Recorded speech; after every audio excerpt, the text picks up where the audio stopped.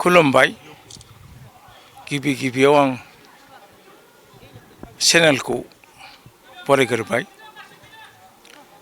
दा नैबे समाव जों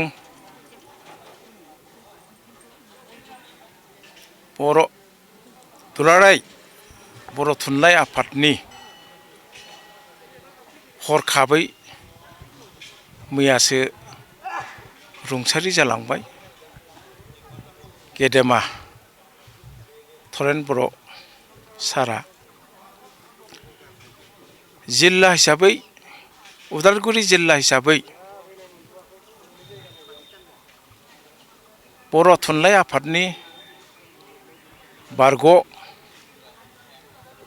आफादगिरि थरेन बर'नि दुखु सान जों फालिदों।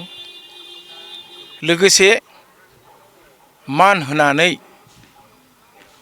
जोंनिनो थाखानाय दुलाराय ब्रह्म धर्मनि फिरफिला बे फिरफिलाजोंनो जों मान होनानै आधा एबा खावसे जों फिरफिलाखौ थिखांनानै थरेन बर' सारखौ दिनै जोबथा जों मान होदों। बुंनो थाङोबा रुंसारि थरेन बर' सारा गोबां बर' हारिनि माहारिनि गोबां खामानि मावलांदों। जों बुंनांगोन बर' थुनलाइ आफादाव सासे डायनामिक सासे लिडार होननानै जों बुंनांगोन। मानो होनोबा बे थरेन बर' आफाया खुनु धोरोमफोरखौ बासियाजासेनो थुनलाइनि गेजेरजों गोबां खामानि मावलांदों। बेबादिनो रुंसारि थरेन बर' आफाया गोबां ब्रह्म धर्मनि बिजाब लिरनो गालांदों।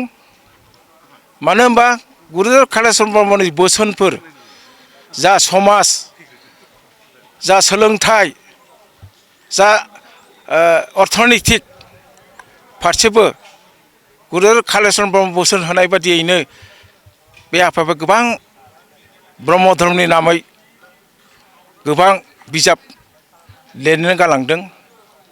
बेनिखायनो जों रुंसारि थरेन बर' सारखौ जों ब्रह्म धर्मआबो मालाबा बावनो हाया। जिहेथु आफाया समाजनि खामानि मावलांबाय। बेनिखायनो उदालगुरि जिल्ला ब्रह्म आफादनिफ्रायबो रुंसारि थरेन बर' सारनि जिउ आत्माया जाहाथे आलो गोजोनै आनान गसाइनि अननायाव जायगा मोनहैथों बेखौ आसा खालामनानै आङो दिनैनि सारनि जि बिहोमा मावलांनाय बेफोरखौ जों बावनो हाया।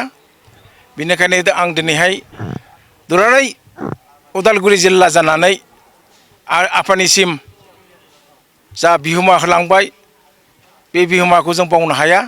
बे हिसाबै आफानि आत्मा जाहाथे सान्थि भाबै सोरगोआव जायगा मोनहैथों बेखौ कामना खालामनानै इसोरनि खाथियाव आं आर'ज गाबनाय जाबाय। ओम।